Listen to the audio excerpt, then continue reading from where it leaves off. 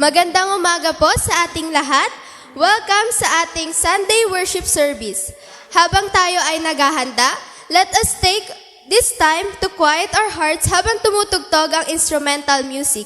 Ating itoon ang ating isipan sa ating Panginoon.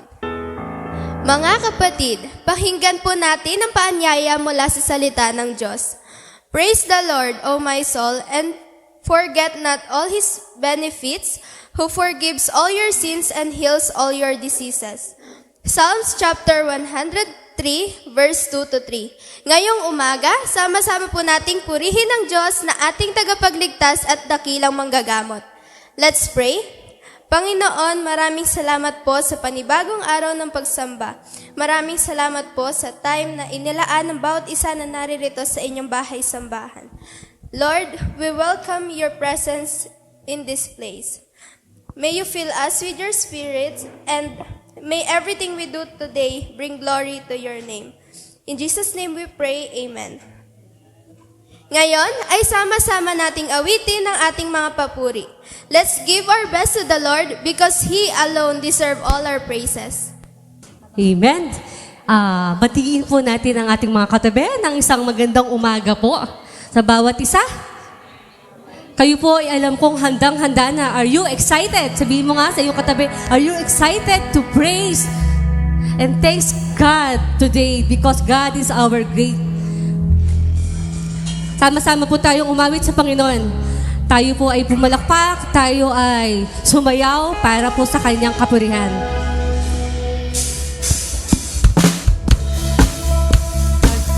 Our God is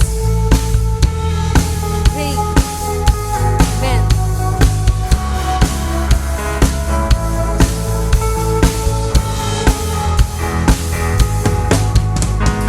What are you turning to wine? Open the eyes of the blind. There's no one like you.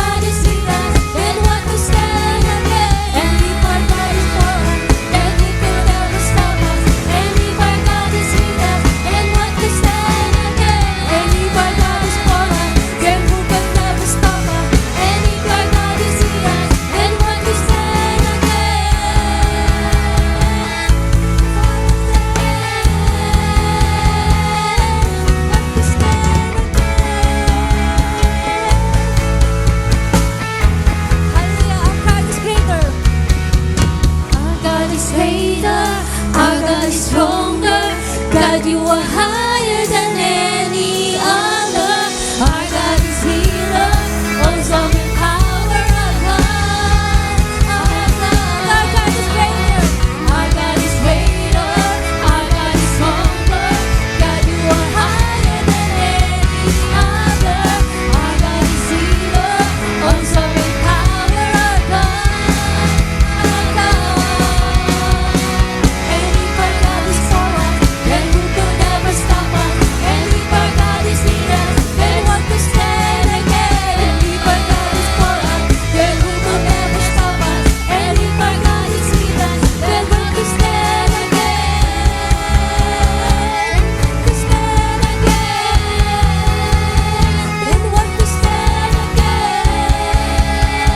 Then what could stand against? Hallelujah! Tunay nga po ang ating Panginoon, ang ating makapangyarihan. In Jesus' name.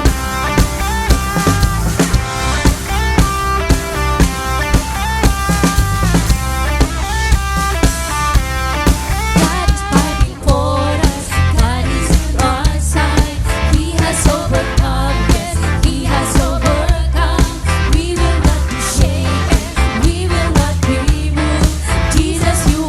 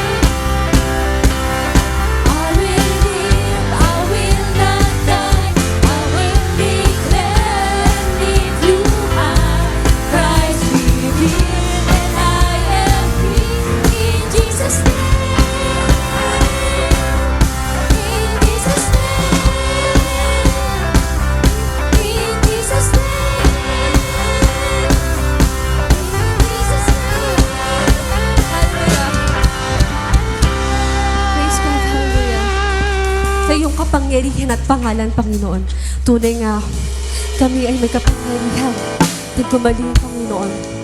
At dahil sa kabutihan mo, Panginoon, kami ay naririto. Inaalay namin, Lord, ang aming awitan para sa iyong dakilang pangalan lamang, Lord. Of the earth, how you care for me. You have made me, you will save and carry me away.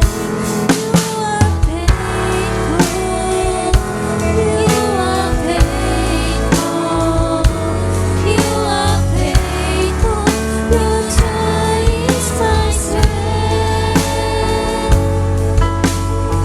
You are my God, Panginoon. Hallelujah. Lord, you are my guide. I rely on you. I put my hope in this unseen. Your promises are true. You are faithful. You are faithful. You are faithful. Your joy is my strength. You are faithful. You are faithful. You are faithful. Your joy is my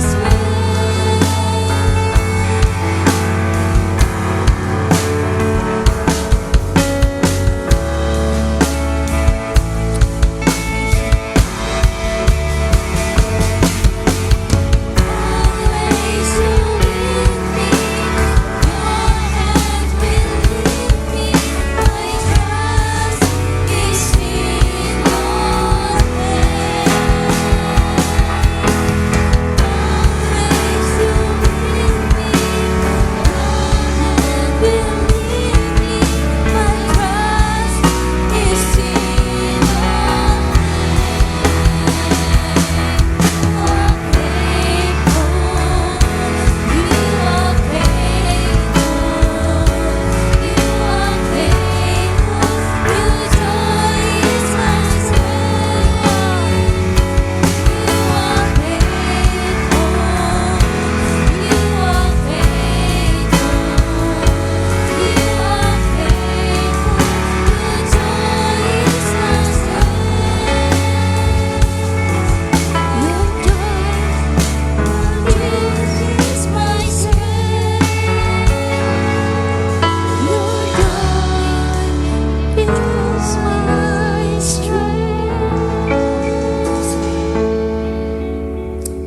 Thank you, Father God, for this morning. As we continue, Lord, we declare that you are our healer.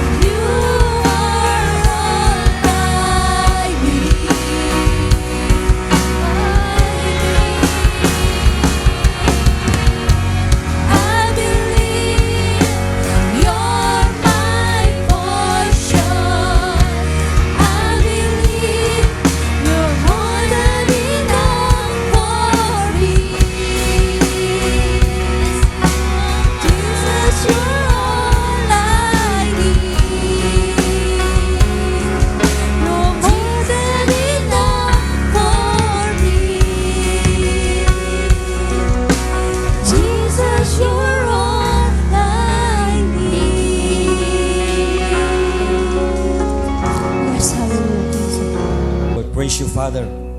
Praise you, Jesus. We praise you, Holy Spirit. For nothing is impossible for you. Salamat po, Panginoon, sa araw na ito na kami po ay muli nagkatipon sa inyong pangalan, Panginoon. At ikaw po ang aming tinataas, dinadakila sa mga oras na ito. O Diyos, pinagkakatiwala nga po namin sa inyo ang aming mga sarili, aming mga puso, Panginoon. Ihanda niyo po ang aming puso sa pakikinig ng inyong salita, Panginoon. At tinadalayan ko na kayo nga po ang siyang maging tagapagturo sa amin sa araw na ito. Tinataas po namin sa inyo ang pananampahan ito, Panginoon, na mga po ito'y maging kalugod sa inyo. At tanggapin niyo po ang aming mga awitin, mga papuri, bilang isang mapagong kalimuyak sa inyong trono. Nawa, O Diyos, ang aming mga puso, ang aming mga buhay, bilang mga buhay na hain sa umagang ito ay maging katanggap-tanggap sa inyo. At nawa, O Diyos, malugod po kayo sa lahat ng aming gagawin sa araw na ito. Sa iyo po ang kapurihan, pasasalamat, itong aming dalangin sa pangalan ni Jesus. Amen. Pakinggan po natin ang salita ng Diyos na babasahin sa atin ni Jasper Taton. Tayo po ay tumayo para sa pagbasa ng Panginoon.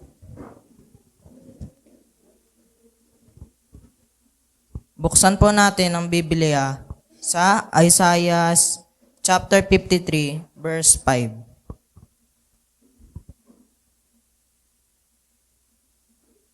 Inuulit ko po.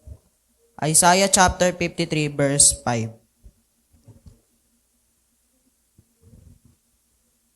Sabi dito, ngunit dahil sa ating mga kasalanan, kaya siya nasugatan.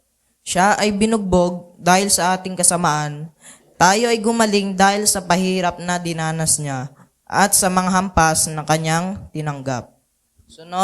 Sunod ay Santiago chapter 5, verse 14 to 15. Inulit ko po, Santiago chapter 5, verse 14 to 15. 14, may sakit ba ang sino man sa inyo? Ipatawag ninyo ang matatandang pinuno ng iglesia upang ipanalangin siya at pahiran ng langis sa pangalan ng Panginoon. 15, pagagalingin ng Diyos ang may sakit dahil sa panalangin may pananampalataya, palalakasin siyang muli ng Panginoon at kung siya'y nagkasala, patatawarin siya sa kanya mga kasalanan. Salamat sa salita ng Diyos. Maaari na po tayong umupo. Sa pagkakataong ito, ating ihanda ang ating puso at isipan sa pakikinig sa salita ng Diyos na ibabahagi sa atin ni Pastor. Ang mensahe po ay pinamagatang Jesus Christ our Healer, Christ our Great Physician. Good morning, everyone. We are now on the third Sunday, and our topic for today is Jesus Christ, our healer, Christ, our great physician. But before we dive into that, let me share with you the meaning of our logo. Ito pong nakikita nyo rito na logo. Ano ba ang ibig sabihin nito? Ito pong logo ng Kamakop na ito ay based doon sa fourfold gospel na tinatawag. The Kamakop logo symbolizes the Christian and Missionary Alliance's fourfold gospel with the cross representing Christ as Savior, the laver or wash basin, yung nakikita nyo dyan na parang kupita, pero hindi yan kupita, kundi yan po isang lalagyan ng tubig. Parang malaking palanggana siya na may stand. No? So para lang siyang kupita dyan. No? Pero yan po ay isang malaking lalagyan ng tubig. No? Ang tawag po dyan ay laver. No? At ito po ay nagsisignify for Jesus Christ as our sanctifier. Yung pitcher as healer and the crown as coming king. Now, these symbols illustrate the belief in the sufficiency of Christ and His complete work in the lives of believers for salvation, daily cleansing, healing, and a future kingdom. Now, here is a breakdown of each element and its meaning. Una, so yan po yung ating logo. Una, yung cross. It represents Christ as Savior. Yung pong kanyang death and resurrection offers redemption from sin and eternal life to those who believe. Sa lahat ng mananampalataya, ang ino-offer ng cross ay buhay na walang hanggan. Ang sabi sa John 3:16, "For God so loved the world that He gave His only Son, that whoever believes in Him should not perish but have eternal life." Ito naman yung laver. No? It represents Christ as Savior. His death and resurrection offer redemption from sin and eternal life to those who believe. And then the picture symbolizes Christ as healer. So ito po yung ating topic ngayon. At ito po ay nag-represent usually sa oil. And it points to the divine life and healing, both spiritual and physical, that comes through obedience to God's word and Christ's power. Lastly, the crown stands for Christ as the coming King. It represents the hope of His visible, personal return to establish His kingdom as described in Scripture. So ito po yung ating laging ipinoproclaim every time magsa-celebrate tayo ng Holy Communion, that Christ is coming again. And sa kanyang muling pagbabalik, He will be coming as King, no? And Judge. No? So, hindi na po siya Savior pagbalik niya. Nung una siyang pumarito, siya po pumunta rito as Savior. No? Pero sa kanyang muling pagbabalik, He will come as King, our coming King and Judge. No? So, this time, this Sunday, we'll be talking about Christ our healer. Jesus Christ our healer. No? Si Albert Benjamin Simpson, ito po yung founder ng Christian and Missionary Alliance. Siya po isang lingkod ng Diyos na dumaan sa matinding karamdaman. Bata pa lang siya, madalas na siyang mahina at may problema sa puso at sa baga. No? So yun po yung kanyang, meron siyang heart ailment at meron din siyang problema sa kanyang baga. At dahil dito, minsan ay nagdadalawang isip siya, parang gusto niya nang tumigil sa ministry. Dahil sa kanyang palaging pagkakasakit, minsan ay isip niyang tumigil na lang sa ministry. At tinatanong niya kanya sarili kung kakayanin pa ba niya ang magpatuloy sa paglilingkod. Isang araw, habang siya nagme-meditate doon sa Matthew chapter 8 verse 17, ako sa sinasabi, He took up our infirmities and bore our diseases. Habang siya po ay nagme-meditate sa verse na ito, napagtanto po niya ang isang napakalalim na katotohanan, na si Jesus ay hindi lang tagapagligtas ng ating kaluluwa, kundi siya rin ay isang manggagamot ng ating katawan. Sabi ni Simpson, I realized that Christ had borne my sicknesses as well as my sins. And I must take Him for my body as well as for my soul. Napagtanto po niya, na-realize niya na si Jesus ay hindi lang dinala ang kanyang, o hindi lang dinulutan siya ng kaligtasan, kundi pati ang kanyang mga karamdaman ay dinala ni Kristo doon sa krus, pati na rin ang kanyang kasalanan. Kaya sabi niya, dapat siyang tanggapin hindi lamang tagapagligtas ng ating kaluluwa, kundi bilang manggagamot ng ating katawan. Dahil dito, si Simpson ay nanalangin at lubos na nagtiwala sa Diyos para sa kanyang kalusugan. At doon po niya naranasan ang himala ng Diyos. Unti-unti pong bumuti ang kanyang kalusugan at siya po ay tuluyang gumaling mula sa kanyang mga karamdaman. Mula noon, nagkaroon po siya ng panibagong lakas upang ipagpatuloy ang paglilingkod, ang pangangaral at pagsusulat. Ang karanasan niyang ito ay naging daan upang ituro ang katotohanan na hanggang ngayon ay ating pinangahawakan. Ito po yung Christian and Missionary Alliance Fourfold Gospel. Jesus Christ as Savior, Jesus Christ as Sanctifier, Jesus Christ as Healer, and Jesus Christ as our coming King. Mula sa kanyang healing experience, sinulat niya ang maraming hymns, kabilang dito ang Jesus Only. At sabi ng mga taga-Alliance, ito raw po yung national anthem ng Alliance, Jesus Only, mula po sa panulat ni A.B. Simpson. At isa rin po sa sinulat niya yung himself. No? Makikita natin yan doon sa ating red hymnals diyan. No? At ito po ay nagpapahayag ng kanyang tiwala na si Kristo lamang ang sapat para sa ating kaluluwa at katawan. Sabi nga, if you have Jesus Christ in you, you have all you need. Nasa iyo na ang lahat ng iyong pangangailangan kapag si Kristo ay nasa iyong buhay. Mga kapatid, lahat po tayo dumadaan sa karamdaman. Physical man, emosyonal, o espiritual na karamdaman. Ang sakit ay bahagi ng ating makasalanang mundo. Pero, merong good news. Hindi tayo iniwan ng Diyos sa ating karamdaman.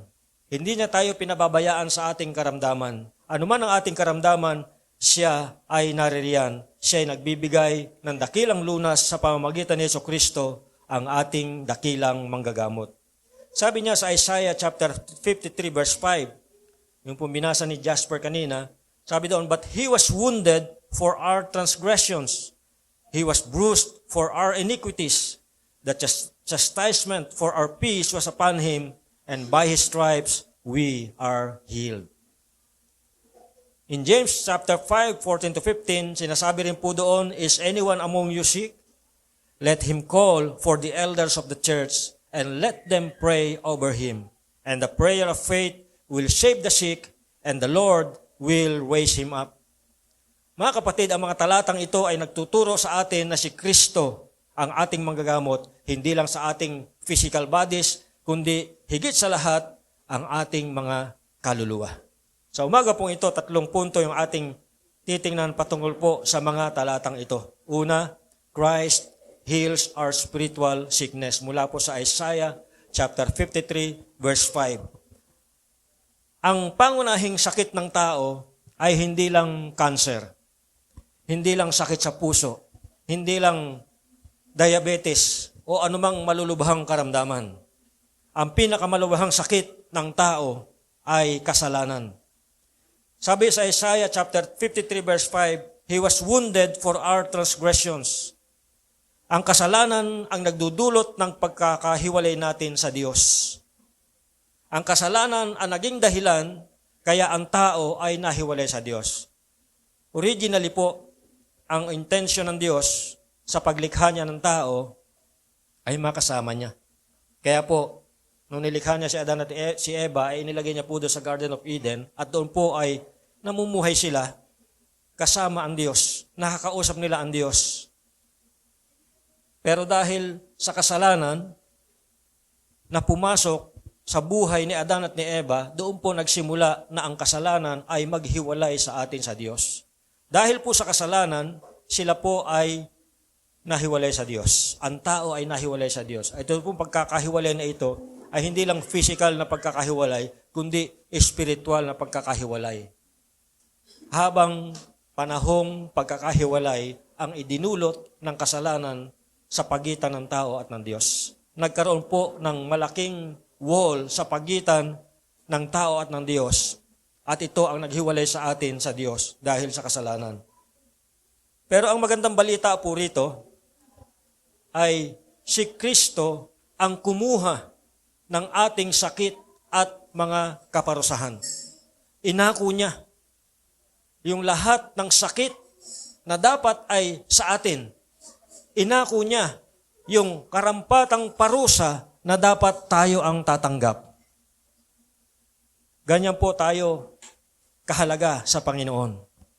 Ganyan tayo kamahal ng Panginoon. Ang dugong dumaloy mula sa kanyang sugat ang siyang nagbigay ng kapatawaran at kalinisan. Kaya't ang pinakaunang kagalingan na dapat nating maranasan ay ang kagalingan ng kaluluwa. Ito po ang napakagandang kagalingan na pwede nating ma-experience, matanggap mula sa Panginoon. Kagalingan ng kaluluwa, kapatawaran, at bagong buhay kay Kristo. Sabi doon, siya ay sinugatan dahil sa ating mga kasalanan at sa pamamagitan ng kanyang mga latay, gumaling tayo. Para maintindihan natin ito, isipin mo na ang kasalanan ay parang isang malubhang sakit na sumisira ng ating pagkatao. Sa ating isip, sa ating puso at sa ating kaluluwa. Ang sakit na ito ay naghihiwalay sa atin sa Diyos na siyang pinagmulan ng lahat ng buhay at kapayapaan. Pero si Kristo, sa kanyang pagmamahal, ay inako ang ating mga kasalanan.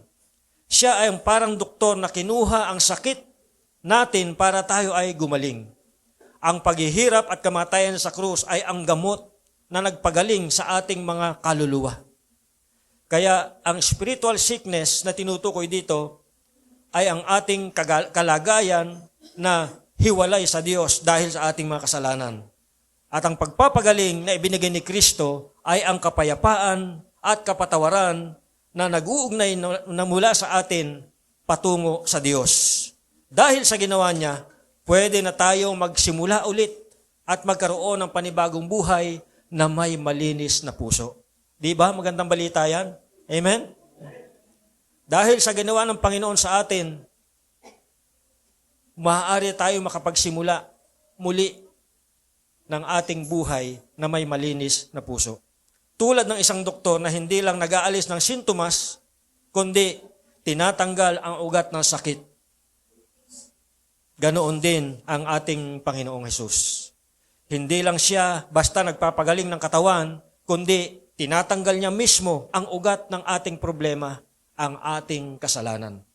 Pansinin po ninyo, yung mga miracle healing na ginawa ng Panginoon sa New Testament. Ano po ang madalas na sinasabi sa mga taong pinapagaling niya? Anak, pinatawad ka na sa iyong kasalanan.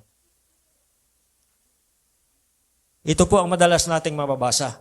Hindi po, gumaling ka na sa iyong karamdaman, kundi, anak, pinatawad ka na sa iyong kasalanan.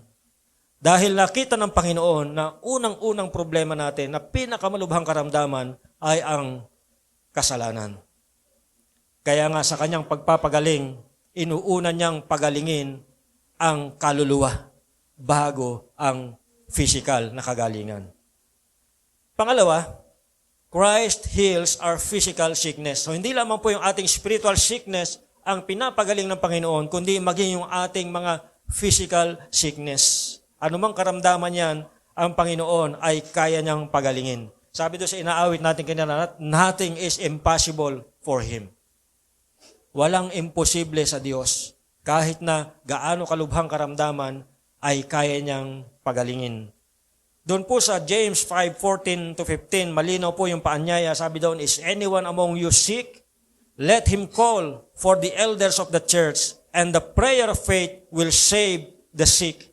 Ang ibig pong sabihin nito, ang Diyos ay interesado rin, hindi lang sa ating spiritual life, kundi siya po ay interesado rin sa ating pisikal na kalagayan. Ganun po ang pagtingin sa atin ng Diyos. Whole being po kapag tayo tinitingnan niya. Hindi lang yung ating physical body ang kanyang tinitingnan. Kapag tinitingnan tayo ng Diyos, yung ating buong pagkatao ang kanyang tinitingnan. Katawan, kaluluwa, espiritu. Lahat po yan ay mayroong pakialam ang Diyos. He cares for us. Siya po ay interesado sa lahat ng aspeto ng ating buhay. Ang sabi diyan, hindi niya binaliwala ang ating mga sakit, bagkus siya po ay may kapangyarihang magpagaling. Pero dapat nating tandaan, ang paggaling o ang healing ay ayon sa kalooban ng Diyos. Minsan, siya ay nagpapagaling ng instant. Minsan, kapag sumagot ang Diyos, instant healing. Minsan naman ay dahan-dahan, dumadaan sa proseso. Minsan, kinakala mo dumaan sa proseso na magpapacheck up ka, magpapadoktor ka, magpapalaboratory ka, tapos ilang buwan na gamutan para gumaling. So, iba't iba po yung pag-deal ng Diyos sa ating karamdaman. Depende sa kanyang kalooban, depende sa kanyang will. Minsan instant healing kanyang binibigay, minsan you have to go through the process, dahan-dahan, unti-unti na paggaling. At may mga pagkakataon na siya nagbibigay ng lakas at biyaya upang matiis natin ang karamdaman. No? Maaaring for life na yung karamdaman, pero bibigyan ka ng Diyos ng kalakasan at biyaya para matiis mo ang iyong karamdaman. Katulad ng sagot niya kay Paul, sabi niya, my grace is sufficient for you. 3 beses pinagpipray ni Paul yung kanyang thorn in the flesh. Pero sabi ng Diyos sa kanya, ang tugon ng Diyos sa kanya, my grace is sufficient for you. No? So may mga tao po na nagpipray sila ng healing, pero hindi po instantly binibigay ng Diyos yung healing. They have to go through the process, or if God's will, they have to go through that sickness for life. Kagaya ng mga diabetic, di ba? So for life na yung gamutan. Yung mga may chronic kidney disease. For life na yung dialysis. Matatapos lang pag natapos yung life. But ang pangako ng Panginoon, as you go through these sicknesses, sabi niya, ang biyaya ko ay sapat para sa iyo. Tandaan po natin, sa lahat ng ating karamdaman, sa lahat ng sitwasyon na ating pinagdadaanan, siya ay nandoon kasama natin. Sabi sa James 5:14-15, mayroon ba sa inyong may sakit? Ipatawag niya ang matatanda ng iglesia para ipanalangin siya at pahiran siya ng langis sa pangalan ng Panginoon. Kung may pananampalataya tayo, sabi doon, gagaling ang may sakit at ibabangon siya ng Panginoon. At kung nakagawa siya ng kasalanan, ang sabi doon, patatawarin siya ng Panginoon. Ang talatang ito ay isang paanyaya para tayo humingi at manampalataya kapag may sakit tayo. Ito'y isang panawagan na kapag may sakit tayo, ang sabi ng Biblia, tayo'y manalangin. Tumawag sa Panginoon, humingi ng kagalingan, at manampalataya na tayo ay gagaling. So kapag nagkasakit ka, hindi ka dapat nag-iisa. Ang mensahe ng talatang ito ay huwag kang matakot o mahiya na humingi ng tulong sa pananampalataya. Meron po tayong mga spiritual leaders. Nandito po kami na mga leaders na pwede niyong lapitan para ipag-pray kayo kapag kayo ay may karamdaman. Ang sabi ng Biblia, ang kanilang panalangin na may pananampalataya ay may kapangyarihan. Ang pagpapagaling ng physical sickness ay isang regalo na galing sa Diyos. Kapag pinag-pray ka at may pananampalataya ka, posibleng gumaling ka dahil sa kapangyarihan ng Diyos, hindi dahil sa nag-pray sa iyo. Ang Diyos ang nagpapagaling. At kung may kasalanan ka na nakakaapekto sa iyong kalusugan, kasama sa pagpapagaling ng Diyos ay ang pagpapatawad. Ibig sabihin, ang pagpapagaling na galing sa Diyos ay kumpleto. Physical, mental, spiritual, emotional. Whole package po yan kapag ang Diyos ay nagpagaling. Ito'y paalala na sa mga oras ng ating kahinaan, mayroon tayong Diyos na makapangyarihan na handang magpagaling. Kailangan lang nating humingi, manampalataya, at magtiwala sa Kanya. Tulad ng pasyente na nagtitiwala sa reseta ng doktor. Di ba? Kapag tayo nagpa-check up, bibigyan tayo ng reseta ng doktor. At kapag binigyan ka ng reseta, pupunta ka sa drugstore at bibili ka ng gamot na yon dahil naniniwala ka na itong nireseta siya ng doktor ang magpapagaling sa iyo. Ganon din po, dapat tayong magtiwala sa Diyos na ang Kanyang kaparaanan ang pinakamabuti at ito ang kaparaanan na magpapagaling sa ating karamdaman. Pangatlo, Christ calls us to pray in faith for healing. Hindi lang tayo tinawag na umasa sa ating sariling kalakasan. Ang sabi ni James, the prayer of faith will save the sick. Ang panalangin ay kasangkapan ng Diyos upang ibuhos ang Kanyang kagalingan. Kapag tayo po ay nananalangin ng may pananampalataya, pinapakita nating buo ang tiwala natin sa Diyos bilang dakilang manggagamot. Hindi ito nangangahulugan na hindi na tayo gagamit ng gamot o hindi na tayo magpapacheck up sa doktor, kagaya ng itinuturo ng iba. No? Sapagkat ginagamit din ng Diyos ang medisina. Ginagamit din ng Diyos ang mga doktor bilang daluyan ng Kanyang pagpapagaling. Mga instrumento po yan ng Diyos. maaari po silang gamitin ng Diyos. Subalit, sa lahat ng ito, ang Diyos pa rin ang tunay na nagpapagaling. Nagpa-check up ka man sa doktor at ikaw ay gumaling, ang bottom line nito, ang Diyos pa rin ang nagpapagaling. Ginagamit lang po niya yung mga doktor, ginagamit niya yung mga gamot na tinitake natin para tayo ay gumaling. Yan mga kapatid, si Jesus ang ating dakilang manggagamot. He is our great healer, the great physician.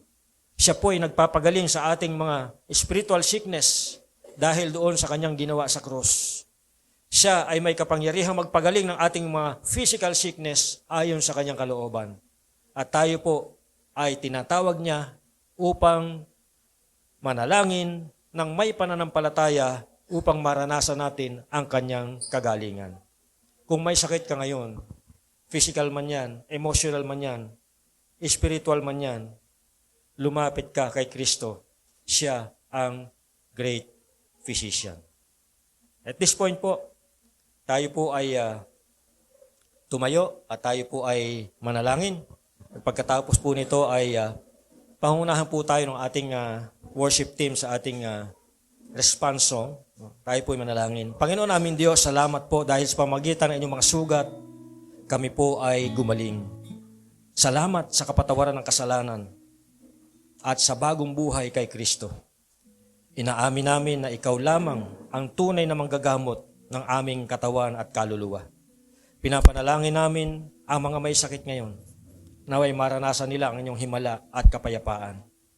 Turo mo sa amin na palaging magtiwala sa iyo, anuman ang kalagayan. Sa pangalan ni Jesus. Amen.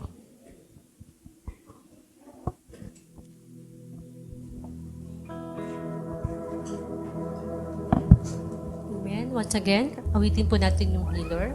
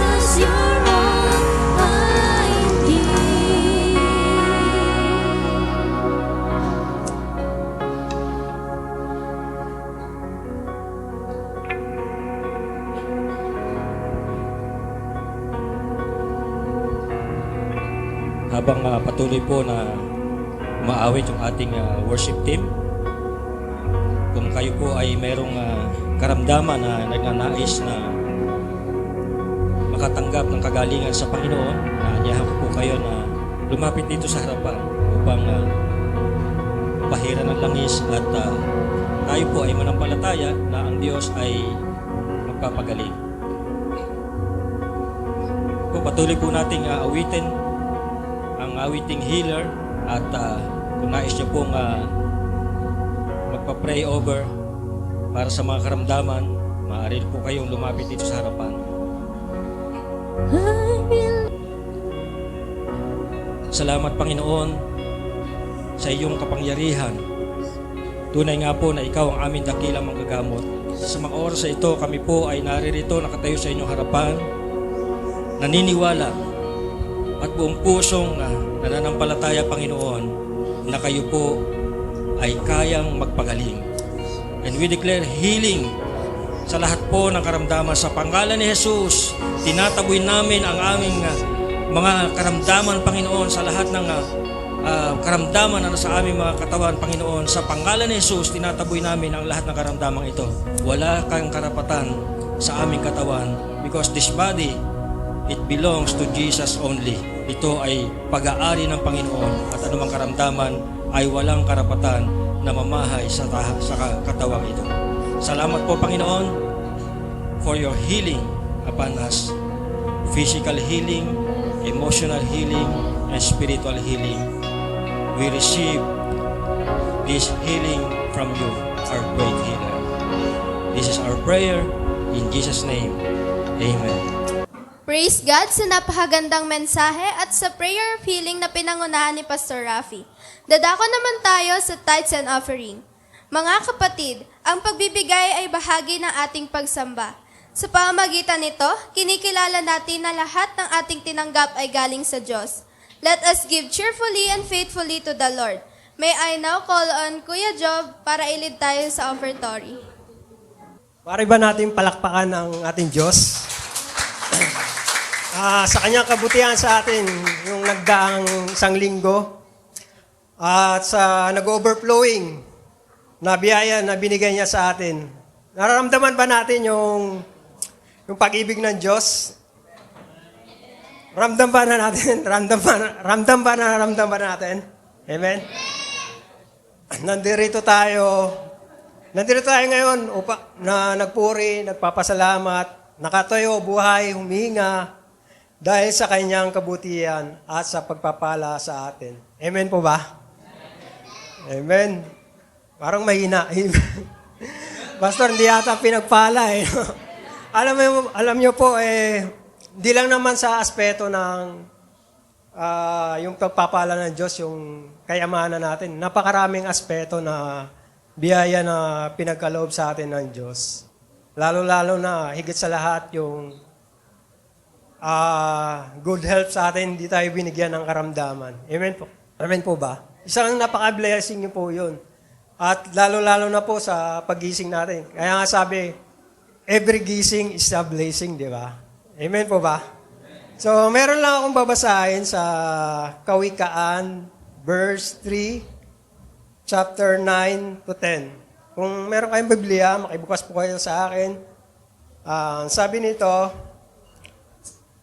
sa verse 9, parangalan mo si Yahweh sa pamamagitan ng iyong kayamanan. At sa mula sa inyong mga pinakamainam na ani, siya ay iyo ring handugan. Sa gayon, ang kamalig mo ay lagi nang aapaw. Sisidlan ng inumin ay hindi na matutuyuan.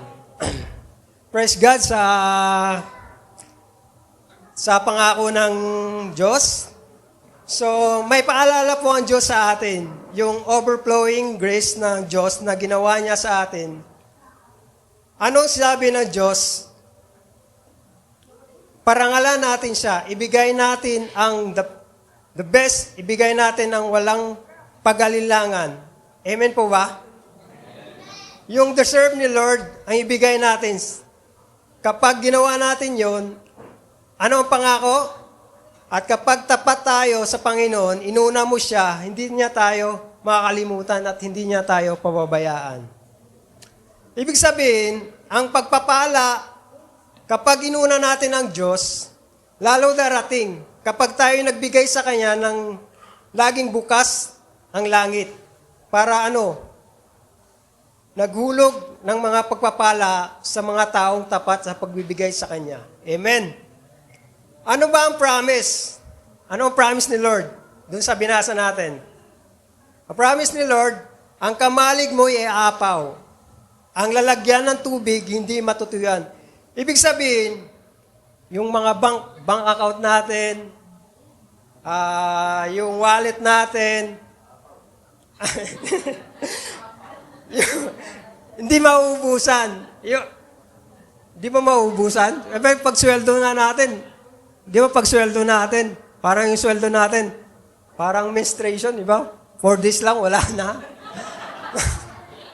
Pero, kahit nauubusan, hindi pa rin nagkulang ang Diyos, di ba? Baga, nakakain pa rin tayo sa 3 beses isang araw. Ika nga sa 2 Corinthians, sabi ni Pastor kanina, 2 Corinthians 12 verse 9 yata yung biyaya. Ang biyaya ng Diyos ay sapat. Amen?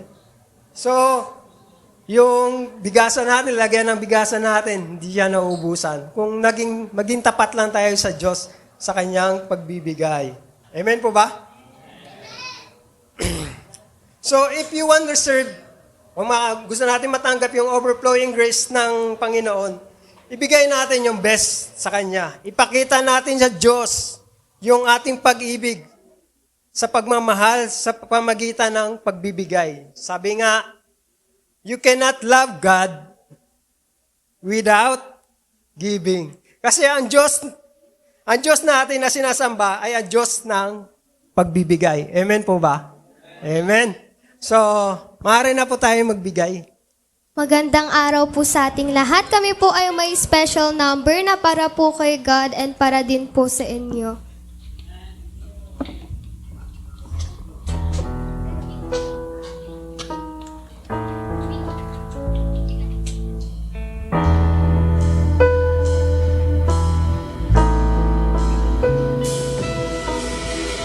Night and day, I seek your face. Long for you in the secret place. All I want in this life is to truly know you more.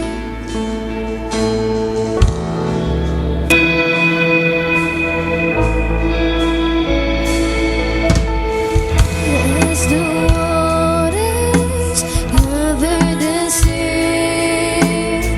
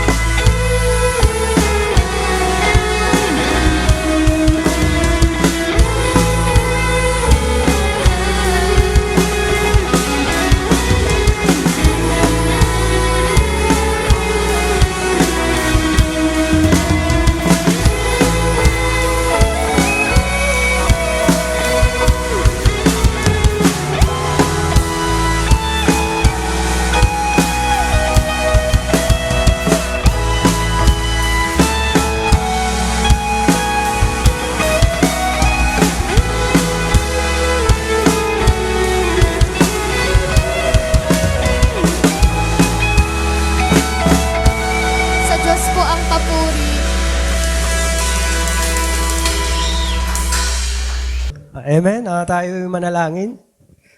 Dakilang Diyos sa lahat, Panginoon. Kami po ay lumalapit sa iyo na may pagkumbaba ang loob, Panginoon. Lord, tulungan mo kami. Patuloy mo kami baguhin ang aming puso, Panginoon, na magkaroon kami, Lord God, ng pagbibigay sa iyo, Lord, ng kaaya-aya, Panginoon, sa aming mga puso. Tulungan mo kami, Panginoon. Patuloy mo kami baguhin. Basbasan mo to, Lord God, upang maging magamit sa kalalago ng iyong iglesia, Lord. Basbasan mo ang bawat isa na narito. Pagpalain mo, Lord God, ang mga kinabubuhay ng bawat isa, Lord God. Salamat, Panginoon, sa patuloy mong biyaya na pinagkaloob mo sa amin, sa pag-iingat mo sa amin, Lord God, sa buong linggo, Lord God. Salamat. Pinupuri ka namin, pinapasalamatan. In Jesus' name, I pray. Amen. Para po sa announcement and acknowledgement, una sa lahat, niwa-welcome ko po ang bawat isa na umattend ngayong Sunday service, lalo na po sa mga newcomers. Sino po yung mga first time lang? Maaari po ba kayong tumayo?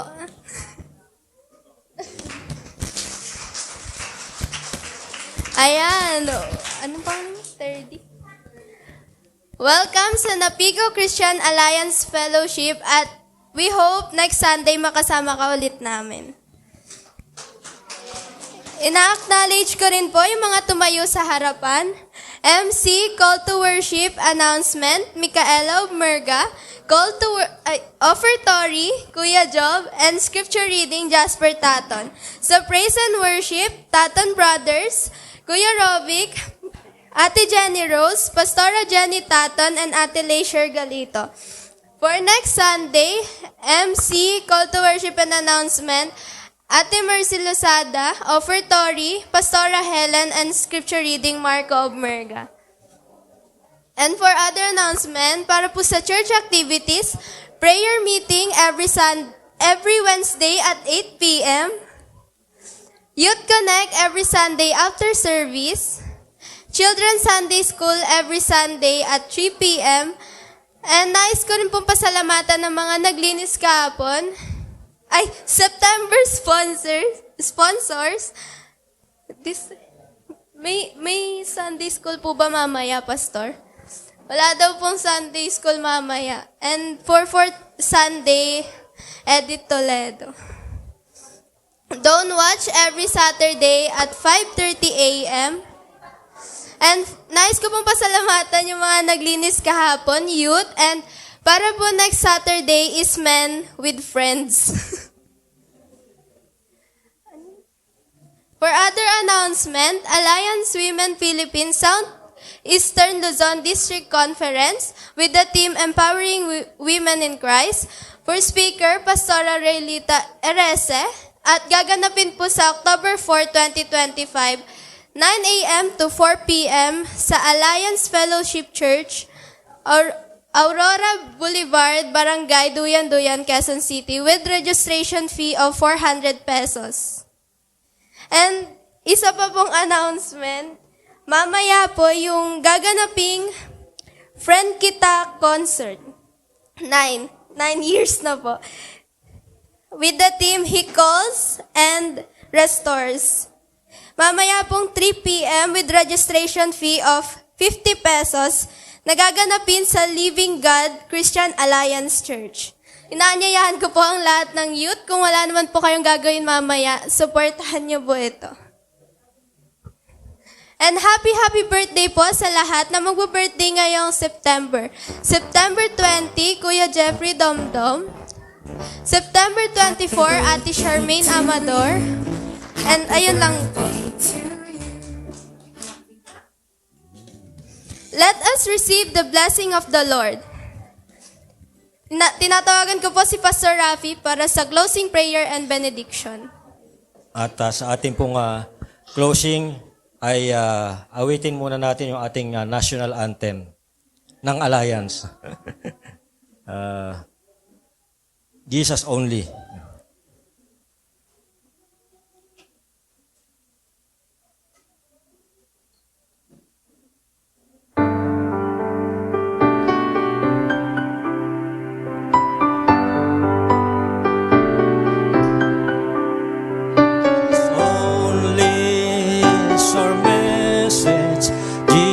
all our theme shall be. We will lift up Jesus ever, Jesus only will we see.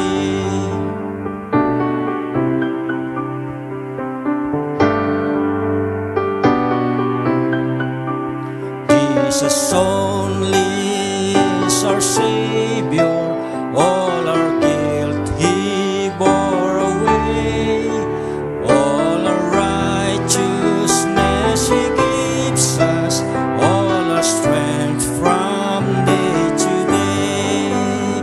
Jesus only, Jesus ever, Jesus all in all we sing. Savior, Sanctifier, and Healer, glorious Lord and coming King.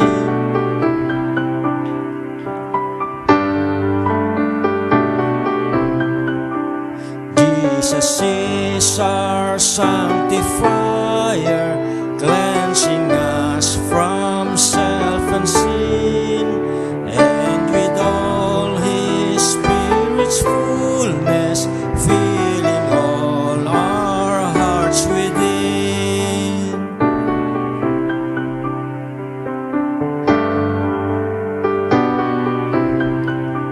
Jesus only is our healer, all our sicknesses He bear, and His risen life and fullness, all His members still may share.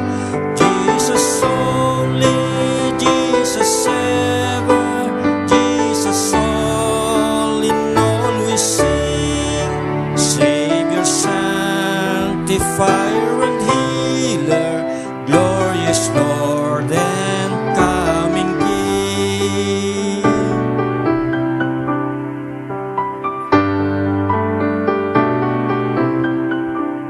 Jesus only is our power, He the gift of Pentecost. Jesus, breathe Thy power upon us, fill us with the Holy Ghost.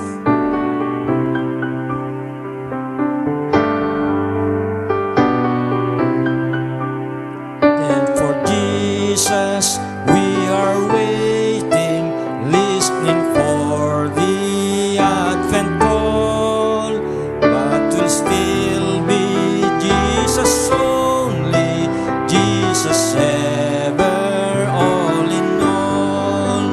Jesus only, Jesus ever, Jesus all in all we sing. Savior, Sanctifier, and Healer, glorious Lord and coming King.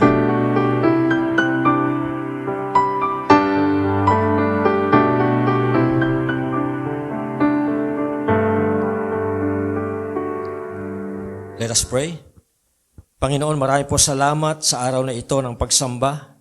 Salamat po, Panginoon, sa inyong presensya na aming naranasan at naramdaman sa mga awitin ng pagpupuri, sa mga panalangin, at higit sa lahat sa inyong salita na nagpapaalala sa amin na ikaw ang aming dakilang manggagamot. Salamat dahil sa pamamagitan ng mga sugat ni Kristo kami ay gumaling, hindi lamang sa aming mga karamdamang pisikal, kundi higit sa lahat sa aming kasalanan. Nawa, Panginoon, ang mga katotohanan na aming narinig ngayon ay manatili sa aming puso at maging gabay sa aming pamumuhay. Bigyan po kami ng lakas, ng pag-asa, at ng pananampalataya na patuloy na magtiwala sa inyo sa lahat ng panahon. Sa pangalan ng aming Panginoon Kristo, ito ang aming panalangin. Amen. Mga kapatid, tanggapin natin ang pagpapala ng Diyos. The Lord bless you and keep you. The Lord make His face shine upon you and be gracious to you. The Lord lift up His countenance upon you and give you peace. At nawa ang biyaya ng ating Panginoon Kristo, ang pag-ibig ng Diyos Ama at pakikisama ng Banal na Espiritu ay sumainyo ngayon at magpakailanman. Amen. Amen. God bless you all.